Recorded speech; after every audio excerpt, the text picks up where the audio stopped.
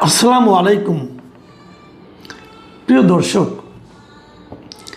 BNP যে নতুন সরকার গঠন করেছে তারেক রহমানের নেতৃত্বে, এই সরকারের এই যাবৎকালে এই গত 4 মাসে যে কজন মন্ত্রীকে নিয়ে সবচেয়ে বেশি আলোচনা হয়েছে তাদের মধ্যে প্রধানমন্ত্রী তারেক রহমান তো আছেনই, ওনাকে নিয়ে আলোচনা বেশি হবে, এটাই স্বাভাবিক। আর বেশি আলোচনা হয়েছে স্বরাষ্ট্রমন্ত্রী সালাউদ্দিন আহমেদকে নিয়ে, এটাও অনেকের কাছে স্বাভাবিক ছিল, কারণ তারেক রহমানের অনুপস্থিতিতে অন্তর্বর্তীকালীন সরকারের সময়ে যে জাতীয় ঐকমত্য কমিশন, জুলাই সনদ, এসব নিয়ে যে আলোচনা চলছিল, সেই আলোচনায় বিএনপির পক্ষে উনি প্রতিনিধিত্ব করেছেন এবং বিভিন্ন সময়ে উনি দলের পক্ষ হয়ে নানা রকম বক্তব্য দিয়েছেন। সেই হিসেবে সালাউদ্দিন আহমেদের নামটা খুবই স্বাভাবিক বেশি আলোচনায় আসার জন্য। এবং এই সময়ে আরও আলোচিত 2-3 জন ব্যক্তি যারা আছেন, যাদেরকে আমরা বিএনপির মুখপাত্র হিসেবে জানতাম, যাদের বক্তব্যকে বিএনপির পলিসি হিসেবে আমরা মনে করতাম, তাদের মধ্যে ছিলেন মির্জা ফখরুল ইসলাম আলমগীর, তাদের মধ্যে ছিলেন রুহুল কবির রিজভী। এরা খুবই আলোচনায় ছিলেন, বিএনপির পলিসি মেকারদের মধ্যে ওনাদের একটা অবস্থান ছিল এবং ওনারা কথা বলতেন। কিন্তু সরকার গঠন করার পর যে চরিত্রটি, যে নামটি বারবার বিভিন্ন ঘটনা, বিভিন্ন অঘটনের মাধ্যমে সবচেয়ে বেশি মিডিয়াতে আসছে, তার নাম কিন্তু আমরা আগে তেমন একটা শুনিনি। তিনি হচ্ছেন মীর শাহে আলম। এই মীর শাহে আলম সাহেব, উনি কিন্তু বিএনপির যে এত বড় একজন পাওয়ারফুল ব্যক্তি, এটা আমরা আগে বুঝতে পারিনি। এবং পুরো বিএনপির যে আওয়ামী লীগের সময় যে 15 বছর বিএনপি যখন দৌড়ের উপর ছিল, তখনও ওনাকে অতটা জাতীয় পর্যায়ের নেতা হিসেবে আমাদের মনে হয় নাই। মন্ত্রিসভা ঘোষণার পর আমরা জানলাম যে এই নামে একজন ব্যক্তি আছেন, যিনি নাকি একটা প্রতিমন্ত্রী হয়েছেন স্থানীয় সরকার মন্ত্রণালয়ের। স্থানীয় সরকার মন্ত্রণালয়ের কিন্তু একজন পূর্ণ মন্ত্রী আছেন, তিনি হলেন মির্জা ফখরুল ইসলাম আলমগীর। তার সঙ্গে উনি হলেন প্রতিমন্ত্রী। অথচ ইন্টারেস্টিং ব্যাপার হলো, গত কদিন আগে এই মাসের 13 তারিখে কক্সবাজারের চকরিয়ায় একটা জনসভায় কক্সবাজারেরই প্রতিনিধি, কক্সবাজারের সন্তান, আমাদের স্বরাষ্ট্রমন্ত্রী, যাকে আমি পাওয়ারফুল বললাম একটু আগে, সেই সালাউদ্দিন আহমেদ সাহেব একটা জনসভায় প্রকাশ্যে, এমনকি প্রধানমন্ত্রীর উপস্থিতিতে তিনি সেখানে বললেন জনগণের সামনে যে এই সরকারের সবচেয়ে ক্ষমতাধর প্রতিমন্ত্রী হচ্ছেন মীর শাহে আলম। এটুকু বলার পর তিনি আবার আরেকটু ব্যাখ্যা করলেন যে কেন ওনাকে ক্ষমতাধর বললেন, যে আমরা যখন আমাদের এলাকার উন্নয়নের জন্য ওনার দপ্তরে যাই, ওনার কাছে যাই, ওনার কাছে দিয়ে তদবির করি এবং তারপরে এলাকার উন্নয়ন হয়। এই কথাগুলো নিয়ে প্রধানমন্ত্রীর উপস্থিতিতে কিন্তু, এবং যখন ওনার নাম উচ্চারণ করলেন তখন উনি আবার দাঁড়িয়ে, আমি একটা ভিডিওতে দেখলাম, আবার একটু হাতও নাড়লেন।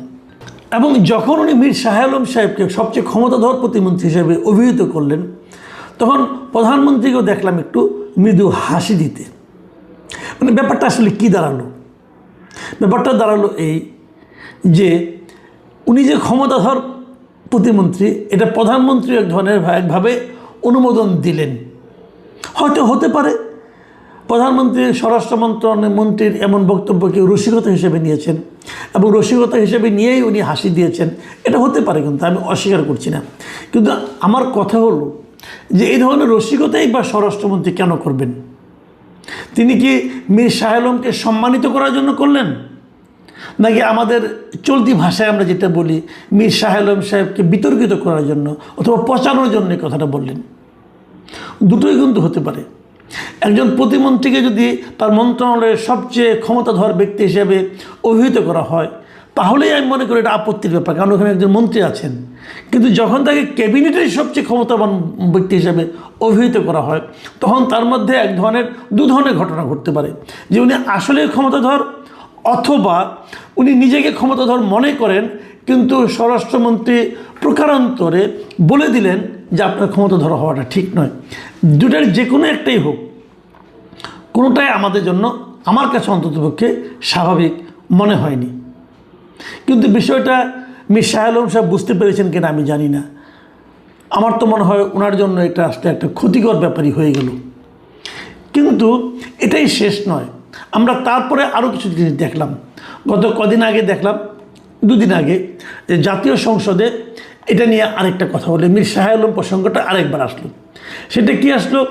সেটা আসলো যে 11 জুন বগুড়ায় যে নতুন যে শিবগঞ্জ এবং নতুন একটা মোকামতলা উপজেলা হয়েছে, শিবগঞ্জ আগেই ছিল, মোকামতলা নতুন যে উপজেলা হয়েছে, সেই উপজেলায় দুটো উপজেলায় মিলে 4টা নতুন ইউনিয়ন গঠন করা হয়েছে। এবং এই 4টা ইউনিয়নের নাম নিয়ে বিরোধী দলীয় জামাত ইসলামের একজন সংসদ সদস্য জাতীয় সংসদে প্রশ্ন তুললেন এবং উনি এখানে বললেন যে এখানে এই যে 4টা নতুন ইউনিয়ন করা হয়েছে, ইউনিয়নের নামগুলো করা হয়েছে এই মীর শাহ আলম সাহেবের পরিবারের লোকজন এবং বাড়ির নাম অনুসারে। মানে 3টা ইউনিয়ন হয়েছে, এই 4টে ইউনিয়ন হয়েছে। একটা ইউনিয়ন পড়েছে শিবগঞ্জ উপজেলায়, তার নাম হলো মীরবাড়ি ইউনিয়ন। আর নতুন যে মোকামতলা উপজেলায় যে 3টা ইউনিয়ন হয়েছে, একটা নাম হলো সীমান্ত ইউনিয়ন, একটা নাম দিগন্ত ইউনিয়ন এবং আরেকটা নাম স্বর্ণগ্রাম ইউনিয়ন। ইন্টারেস্টিংলি মীরবাড়ি এটা হলো মীর শাহ আলম সাহেবের নিজের বাড়ির নাম। ওনারা খুব সমৃদ্ধ পরিবার, বাড়ির নাম হলো মীরবাড়ি। ওনার 2 সন্তান, একজন নাম সীমান্ত আর একজন নাম দিগন্ত। এবং ওনার একজন ভাইয়ের মেয়ে মানে ভাতিজি, যার নাম হলো স্বর্ণালী, তার নাম অনুসারে নাকি রাখা হয়েছে স্বর্ণগ্রাম ইউনিয়ন। জাতীয় সংসদে দাঁড়িয়েই মীর শাহ আলম সাহেব তার এই নামকরণে একটা ব্যাখ্যা দিলেন এবং ব্যাখ্যা দিয়ে উনি যেটা বলার চেষ্টা করলেন, এই নামকরণগুলির সঙ্গে ওনার কোনো সম্পর্ক নাই, উনি কিছু বলেননি। এটা ওখানকার জেলা পরিষদ এবং ওখানকার একটা গণশুনানির মাধ্যমে নামকরণগুলি করা হয়েছে। কাকতালীয়ভাবে ওনার পরিবারের লোকজনের সঙ্গে নামগুলো মিলে গেছে এবং উনি একটা ব্যাখ্যা দিলেন। একটা যেহেতু সীমান্তবর্তী এলাকা, এই জন্য সীমান্ত ইউনিয়ন, আর একটা যেমন অনেক দূরে দিগন্ত, গাইবান্ধার একদম সীমান্ত পড়েছে, এই জন্য ওটা দিগন্ত ইউনিয়ন, এই ধরনের নানা ধরনের ব্যাখ্যা দিলেন। এই ব্যাখ্যাগুলো আমি জানি না অন্যদের কাছে কী মনে হয়েছে, কিন্তু আমার মনে হয় যে অভিযোগটা ওনার বিরুদ্ধে উঠেছে, সেই অভিযোগের জন্য এই ব্যাখ্যাটা খুবই একটা হালকা ব্যাখ্যা হয়েছে বলে আমার কাছে মনে হয়। দেখুন, এই নামগুলি কোনো গুরুত্বই পেত না, কিন্তু গুরুত্ব পেয়েছে কেন? কারণ এই নামকরণগুলি হয়েছে উনি স্থানীয় সরকার মন্ত্রণালয়ের দায়িত্বে আসার পরে, জুন মাসে হয়েছে, উনি দায়িত্বে এসেছেন ফেব্রুয়ারিতে। কাজেই এখান থেকে এটা মনে হতে পারে।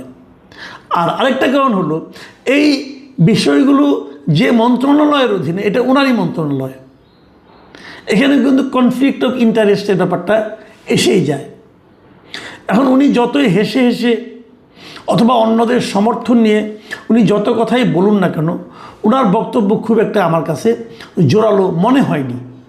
আমার কাছে মনে হয়েছে উনি একটা থাপথুপ করার চেষ্টা করছেন, কিন্তু মূল ঘটনাটা ঘটার পেছনে উনি জানতেন। হয়তো ওনাকে না জানিয়ে হতে পারে, উনি যেহেতু বলছেন মন্ত্রী মানুষ, উনি কি আর মিথ্যা বলবেন? আমি ধরে নিচ্ছি উনি জানতেন না, কিন্তু যারা করেছেন কাজগুলো, যতটুকু শুনেছি, এই নামগুলো প্রস্তাব দিয়েছেন বিএনপির একজন লিডার, হয়তো ওনাকে খুশি করার জন্যই দিয়েছেন। কিন্তু জানার পর ওনার উচিত ছিল এই নামগুলো চেঞ্জ করে দেওয়া, কিন্তু উনি তা করেননি।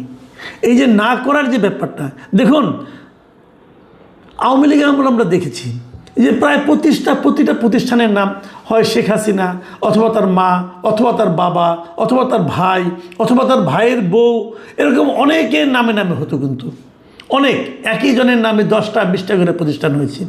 সবগুলিকে শেখ হাসিনা নিজে বলেছেন যে এইটা এই নামে করো, ওইটা ওই নামে করো, তার কিন্তু করেননি। এটা হয় কি, স্থানীয় প্রশাসন হোক, স্থানীয় এমপি হোক অথবা কোনো পলিটিক্যাল লিডার হোক, উনি শেখ হাসিনাকে খুশি করার জন্য হয়তো এরকম একটা নাম নিয়ে গেছেন, এবং নাম নিয়ে গেলে উনি দেখেও মানা করেননি, উনি হয়তো দিতে বলেছেন।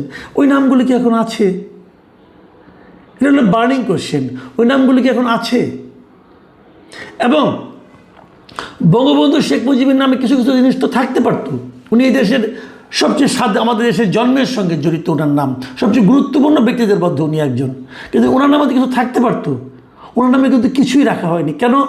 ওই যে হাজারো নাম, ওই হাজারো নামের ধাক্কায় যে নামটা থাকতে পারত সেটাও কিন্তু ভেসে গেছে। এরকমই হয়। এই যে নাম নিয়ে যে রাজনীতি, এই রাজনীতিটা আমাদের দেশের জন্য খুবই ক্ষতিকর। দেখুন, এই সরকার প্রধান তারেক রহমান সাহেব আমলে আমরা দেখেছি কিন্তু একটা অন্য নামে একটা ছিল, সেই নামটা চেঞ্জ করে বেগম খালেদা জিয়ার নামে করার প্রস্তাবটা কিন্তু ওনার কাছে এসেছিল। উনি কিন্তু সেটা গ্রহণ করেননি, এবং গ্রহণ না করার পেছনে উনি বলেছেন যে এই নামের কোনো দরকার নেই, যদি করতে হয় আমরা নতুন করে কিছু একটা তৈরি করে করব, পুরোনো নাম চেঞ্জ করে কেন করব। এই যে নাম চেঞ্জ করা যে ব্যাপারটা, এটা অনেকটা মিউজিক্যাল চেয়ারের মতো চলতে থাকে। কত নাম যে চেঞ্জ হয়ে কত কিছু হলো এটা আমরা দেখেছি। এই যে আমি একটা উদাহরণ দিয়ে বলি, এই যে চন্দ্রিমা উদ্যান, এটা এরশাদ সাহেব করেছিলেন চন্দ্রিমা উদ্যান নামে, পরে এটা হয়েছিল জিয়াউর রহমান বিএনপি আসার পরে 91-এ এটা হয়ে গেল জিয়া উদ্যান, আবার আওয়ামী লীগ 96 এসে বানালেন আবার চন্দ্রিমা উদ্যান, আবার 2001-এ এসে বানালো জিয়া উদ্যান, আবার পরবর্তীতে আওয়ামী লীগ এসে বানালো চন্দ্রিমা উদ্যান। আমি অপেক্ষায় ছিলাম যে এই সরকারের আমলে এসে আবার জিয়া উদ্যান হয় কিনা। এটাতে কোনো মানে হয় না, কোনো প্রয়োজন তো নেই, কোনো প্রয়োজন নেই। একটা নাম হলেই হলো, এবং একটা নাম করে সেটা আমরা যে নাম দিয়ে শুরু হয় সেটাকে চেঞ্জ করার তো কোনো প্রয়োজন নাই। দেখুন, আমি একটা উদাহরণ দেবো, আরেকটা উদাহরণ দিয়ে বলি। আমাদের যে আন্তর্জাতিক বিমানবন্দরটা ঢাকায় আছে, এটা যখন প্রথম তৈরি হয়, যখন উদ্বোধন হয় এখানে এই কুর্মিটোলায়, সেটা কিন্তু উদ্বোধন হয়েছিল কিন্তু এরশাদ সরকারের আমলে, এবং এরশাদ সরকারের আমলে নাম রাখা হয়েছিল জিয়া আন্তর্জাতিক বিমানবন্দর। তারপর 2000 আপনার আওয়ামী লীগ 96 আসলো, চেঞ্জ করেনি কিন্তু। এমনকি আওয়ামী লীগ যখন 2009-এ আসলো, যেবার সর্বশেষবার যেবার আসছে, যেবার নাকি আওয়ামী লীগ পণ করেছিল যে বিএনপিকে নিশ্চিহ্ন করে দিবে, সেইবার এসে আওয়ামী লীগের নাম চেঞ্জ করলো হযরত শাহজালাল আন্তর্জাতিক বিমানবন্দর। প্রয়োজনটা কী ছিল? জিয়ার নামে তো ছিল, এবং জিয়ার নামে তো জিয়াউর রহমানের সরকার, বিএনপি সরকার এসে করে নাই, জাতীয় পার্টি সরকার নামকরণ করেছিল। সেটাকে চেঞ্জ করা যে হলো, এটা ছিল এক ধরনের ক্ষুদ্রতা। এবং এখন যদি আবার এটাকে জিয়ার নামে পরিবর্তন করা হয়, আমি কিন্তু কোনো অন্যায় দেখি না, কারণ এটার নামই আসলে শুরু থেকে জিয়ার নাম ছিল। কিন্তু এই সরকারের মধ্যে আমি সেই পরিমিতি বোধটাও দেখছি, ওনারা সেই নামটাও চেঞ্জ করছেন না। কিন্তু সরকার প্রধানের এই যে মানসিকতা, সেই জিনিসটা ওনার মন্ত্রীদের মধ্যে কোনো সংক্রমিত হচ্ছে না। আমার আফসোসের জায়গাটা এই জায়গাটাতেই, এখানে আমার আফসোস যে তারেক রহমান যেগুলো বলেন, যেগুলো ভাবেন, যেগুলো করেন, সেগুলো কেন তার মন্ত্রীদের মধ্যে সংক্রমিত হয় না। উনি ওনার বাড়ির নামে একটা ইউনিয়ন করলেন, ওনার 2 ছেলের নামে 2টা, মানে উনি করেছিলেন তাও বলি না, 4টায় নতুন ইউনিয়ন গঠিত হয়েছে। 4টে ইউনিয়নের নাম কাকতালীয়ভাবে হোক, মিরাকলি হোক, যেমনি করে হোক, ওনার ফ্যামিলি এবং ওনার পরিবার এবং ওনার মানে মানে ছেলে ভাস্তি এদের সঙ্গে মিলে যাবে কেন? এবং মিলে গেলে উনি যদি কান্নাকাটি করেও বলেন, কেউ বিশ্বাস করবে না তো। তাহলে এটার সঙ্গে বিএনপি সরকারের যে নীতিমালা, তার মিলটা কোথায় থাকলো? দেখুন, আরেকটা কথা বলে আমি আলোচনাটা শেষ করি। আমি আবার সেই স্বরাষ্ট্র মন্ত্রণালয়ের স্বরাষ্ট্রমন্ত্রীর সেই কথায় ফিরে যাই যে উনি পাওয়ারফুল মন্ত্রী, ওনার কাছে যেতে হয় এলাকার উন্নয়নের জন্য। কেন এলাকার উন্নয়নের জন্য ওনার কাছে যাবেন কেন? আপনি একজন মন্ত্রী, আপনি আপনার এলাকার উন্নয়নের জন্য আরেকজন মন্ত্রীর দপ্তরে যাবেন কেন? তাহলে যে সমস্ত এলাকায় কোনো মন্ত্রী নেই, সে সমস্ত এলাকায় কি উন্নতি হবে না? একটা মন্ত্রীর দায়িত্ব কি? উনি যে মন্ত্রণালয়ের মন্ত্রী, সেই মন্ত্রণালয়ের দায়িত্ব যদি এলাকার উন্নয়ন হয়, তাহলে ওনার চোখে দেশের সকল উপজেলা, সকল এলাকা সমান গুরুত্ব পাবে। এটাই তো হওয়া উচিত। সেখানে অন্য কোনো এলাকার যে এমপি যিনি হয়েছেন, যিনি পরে মন্ত্রী হয়েছেন, তিনি কেন তদবির করতে যাবেন? এই যে তদবির করার মানসিকতা, এটা কি ভালো? এটাকে কি আমরা হেলদি বলবো? এখন স্বরাষ্ট্রমন্ত্রীর মতো একজন দায়িত্ববান মন্ত্রী ওনার এলাকার উন্নয়নের জন্য তদবির করতে যান, তখন কি হবে? অন্য সব এলাকার মানুষ কিন্তু তাদের এখানে একজন স্বরাষ্ট্রমন্ত্রী নাই বলে, অথবা এরকম একটা স্থানীয় সরকার প্রতিমন্ত্রী নাই বলে তারা কিন্তু আফসোস করবেন। তো এটা কিন্তু কোনো সুস্থ ধারা নয়। আমরা বিগত সরকারে আমরা শুনেছিলাম কিন্তু যে গোপালগঞ্জের লোক হলে পরে তার 7 খুন মাপ। এই ধরনের মানসিকতা, এই ধরনের চর্চা আমি মনে করি সামাজিক সুস্থতার জন্য ভালো কিছু নয়। যে কথাটা বলে শেষ করব, আমি নিজেও শুনেছি স্থানীয় সরকার মন্ত্রণালয়ে স্থানীয় সরকার মন্ত্রী যে নাকি প্রতিমন্ত্রী বেশি পাওয়ারফুল। এটা হওয়া উচিত নয়। মনে রাখতে হবে মির্জা ফখরুল ইসলাম আলমগীরের যে অবদান এই দেশে বিএনপির রাজনীতিতে, তাকে যদি ছাপিয়ে তার মন্ত্রণালয়ে আরেকজন লোক পাওয়ারফুল হয়ে যান, সেটা আর যাই হোক, মানে রাজনৈতিক বিবেচনাতে এই কাজটা খুব একটা শোভন হবে না। আর 10 জন প্রতিমন্ত্রীর যতটুকু ক্ষমতা, আমি মনে করি মীর শাহ আলম সাহেবের ঠিক ততটুকুই ক্ষমতায় থাকা উচিত। মন্ত্রীর চেয়ে প্রতিমন্ত্রী ক্ষমতাবান হয়ে গেলে কিন্তু সমস্যা হয়ে যাবে ভাই। এটা কিন্তু এই দায়টা কিন্তু আলটিমেটলি তারেক রহমানের উপরেই বর্তাবে। যে ঘটনা যেটাই ঘটুক, সত্য মিথ্যা অত আলোচনায় আমি যাচ্ছি না। আমি কেবল এটা বলতে চাচ্ছি যে যদি একজন প্রতিমন্ত্রীকে কেন্দ্র করে এত কিছু ঘটে, তাহলে সেটা কিন্তু আলটিমেটলি প্রধানমন্ত্রীর ইমেজের জন্যই একটা সংকটের কারণ হয়ে দাঁড়াতে পারে। আমরা অপেক্ষা করব যে এই বিষয়টাকে আমাদের প্রধানমন্ত্রী অথবা মীর শাহ আলম সাহেব নিজে কীভাবে হ্যান্ডেল করেন সেটা দেখার জন্য। প্রিয় দর্শক, এখন এ পর্যন্তই।